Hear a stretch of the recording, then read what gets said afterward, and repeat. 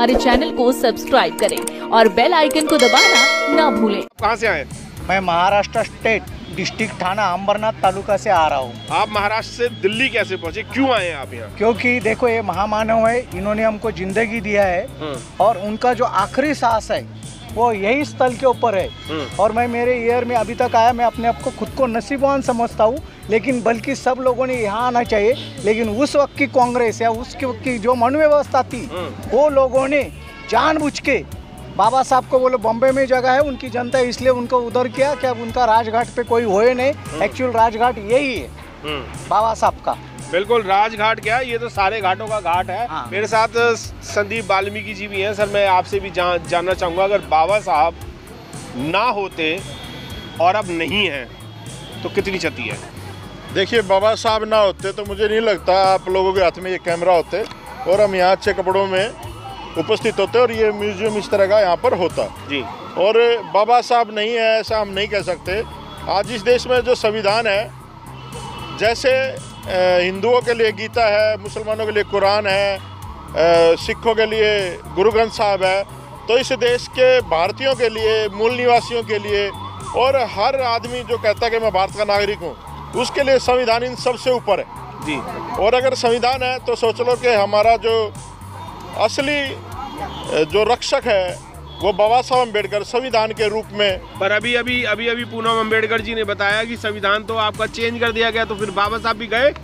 देखिए, संविधान जाओगे आप उन्हें? संविधान कोई इनकी रामायण ने कभी वाल्मीकि लिख दे, कभी तुलसीदास लिख दे।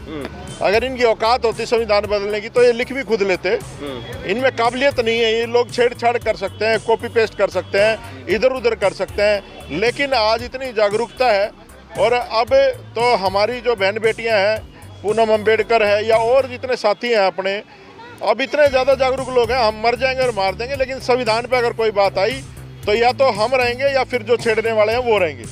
संदीप जी, अभी थोड़े दिनों पहले आपने ये भी कहा था कि अगर पार्लियामेंट के साथ कुछ छेड़छाड़ की गई तो हम मारने के लिए तैयार हो जाएंगे। आपका पार्लियामेंट भी बना दिया दूसरा। नहीं, मैंने ये बात कभी नहीं कही कि पार्लियामेंट के साथ छेड़छाड़ हुई तो हम ये कर देंगे वो कर देंगे। पार्लियामेंट बनना चाहिए, अच्छी बात है। अगर सीटें बढ़ रही हैं तो पार्लियामेंट नया बन गया तो कोई बुराई नहीं है इसमें। पर सीटें आपके लिए तो कोई फायदेमंद नहीं है ना। देखिए, ये वो लोग जिम्मेदार हैं, हमारे जैसे ही लोग हैं जो 4-4 बार मुख्यमंत्री रहे या जो लोग केंद्र में सरकारों में रहे हैं, वो लोग बोलते नहीं है, हाउस अरेस्ट हुए बैठे हैं या फिर उनके पक्ष में काम कर रहे हैं।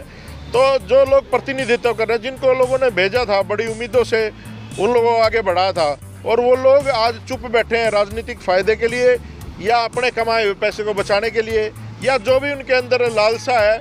मुझे नहीं लगता कि वो लोग आज सही में बाबा साहब अम्बेडकर का और मान्यवर काशीराम के सपने को पूरा करने में लगे हुए हैं। वो लोग जो उनके सपने हैं उनको पूरा करने में लगे हुए हैं, ना कि बाबा साहब के सपने के लिए काम। तो ऐसे लोगों के साथ क्या किया जाए फिर? ऐसे लोगों के साथ हो रहा है ना, अपने आप ही देख रहे हो आप लोग क्या हो रहा है। देखो आप जाकर उत्तर प्रदेश में वो ऐश कर सकते हैं, लेकिन राज में नहीं आएंगे वो लोग। ये जो बहुजन समाज है, मूल निवासी समाज है, इतना समझदार बना दिया था साहब काशीराम ने। कहा था कि नेता बिक जाए लेकिन आप लोग मत बिकना। आज हमारे समाज के लोग इतने समझदार, उनको पता चल जाता है कि कौन नेता बिका हुआ है और कौन किसके लिए काम कर रहा है और किसके साथ जाना चाहिए, किसके साथ नहीं जाना चाहिए।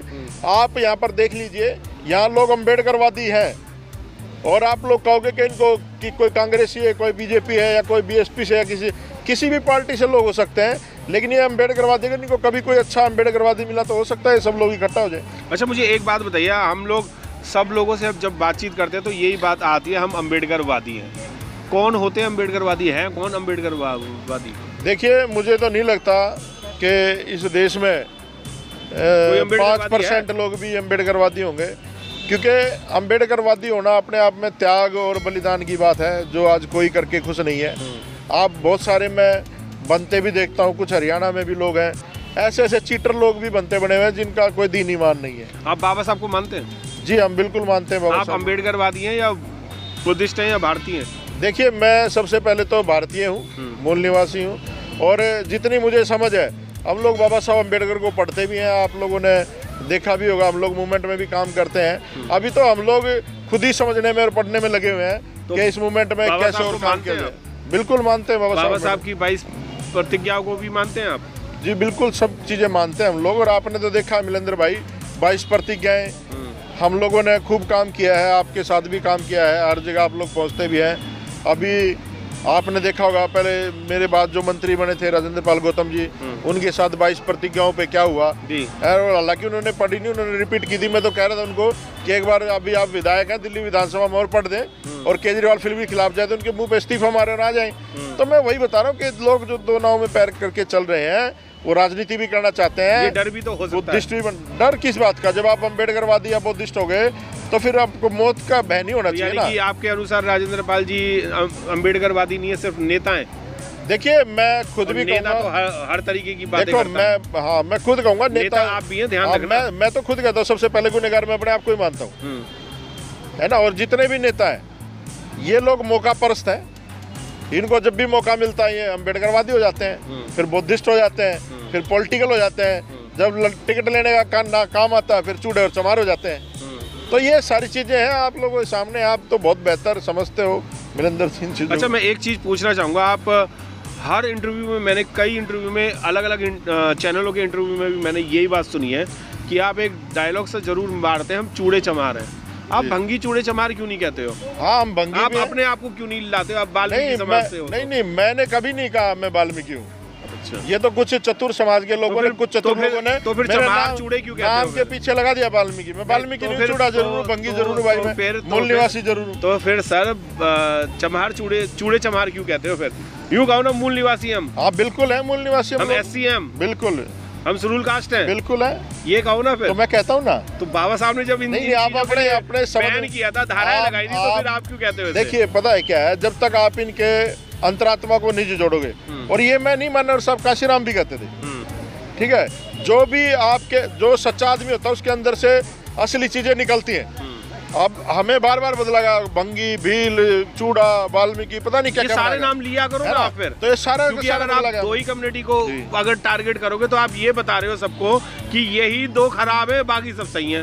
तो 6,743 जातियों को भी नाम लेकर के बोला करो ना। देखिए, 1 घंटा लगा दूंगा मैं, कोई बात नहीं। पता है क्या, अब इतनी सारी जातियां हैं, मुझे तो नाम भी याद नहीं है।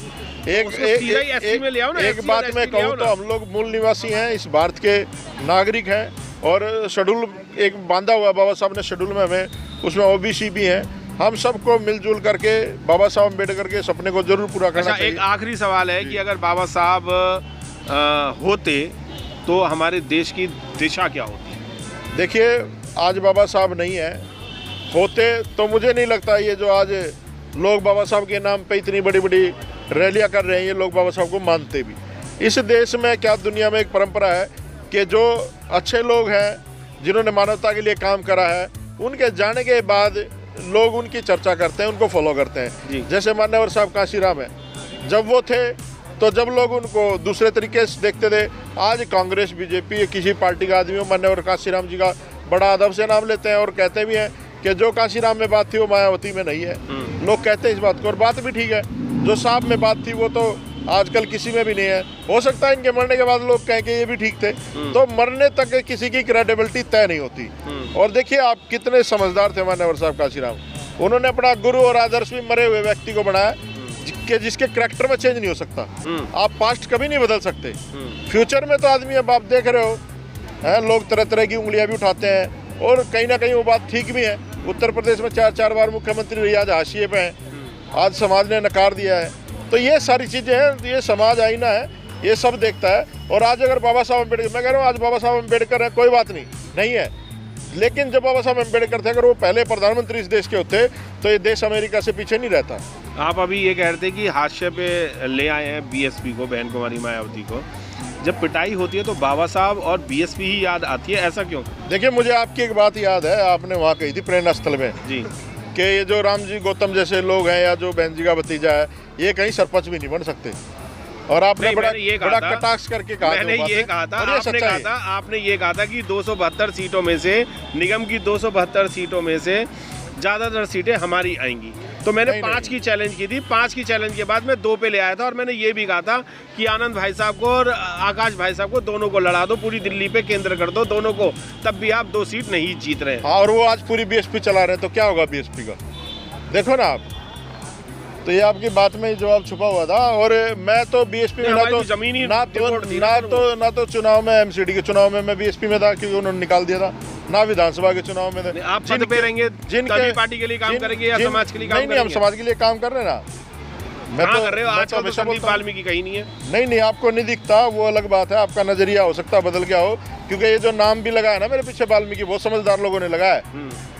क्योंकि ना यहाँ बहुत जल्दी आदमी की जाति दर्शाई जाती है। जैसे मायावती ने कहा था इसके उदित राज के बारे में कि नमक आटे में नमक जितनी इसकी जाति है, तो वो उदित राज है, मैं उसका पक्षधर नहीं हूँ, लेकिन जिस सरकार में था ना उसके खिलाफ 24 प्राइवेट बिल लेके आया था पार्लियामेंट में, और बहुत काम किया उस आदमी ने।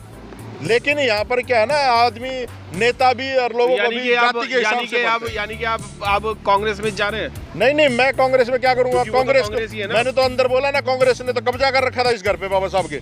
नवीन जिंदल सांसद था, ओपी जिंदल उसका बाप था, दोनों कांग्रेसी थे, उन्होंने कब्जा कर रखा था बाबा साहब के घर पे। कांग्रेस ने जितना बेड़ा गर्क किया समाज का हमारे, उतना तो बीजेपी ने अभी तक करा नहीं है। वो सारा पूरा काम बीजेपी करवाने के लिए राहुल गांधी लगा हुआ है, स्टार प्रचारक है बीजेपी का राहुल गांधी। बीजेपी को लाने में मायावती जितनी दोषी उतना राहुल गांधी भी दोषी है। ये सारे लोग इकट्ठे होकर के मोदी के डंडे के आगे चल रहे हैं। तो अब ये डंडा कहाँ तक चलेगा, हमारे बच्चों का भविष्य क्या होगा, ये तो हमें खुद मिलकर के तय करना पड़ेगा। क्या कर रहे हैं अब? हम तो इस डंडे को तोड़ने के लिए, छीनने के लिए आप क्या कर रहे हैं? हम लोग तो एक छोटे मोटे कार्यकर्ता है मिशन के, और जितना भी होता है अपने लोगों को जागरूक करते हैं, बताते हैं जी। और यही काम है हमारा कि लोगों को जागरूक करें और बताएं जी। बहुत बहुत धन्यवाद सर। हमारे चैनल को सब्सक्राइब करें और बेल आइकन को दबाना ना भूलें।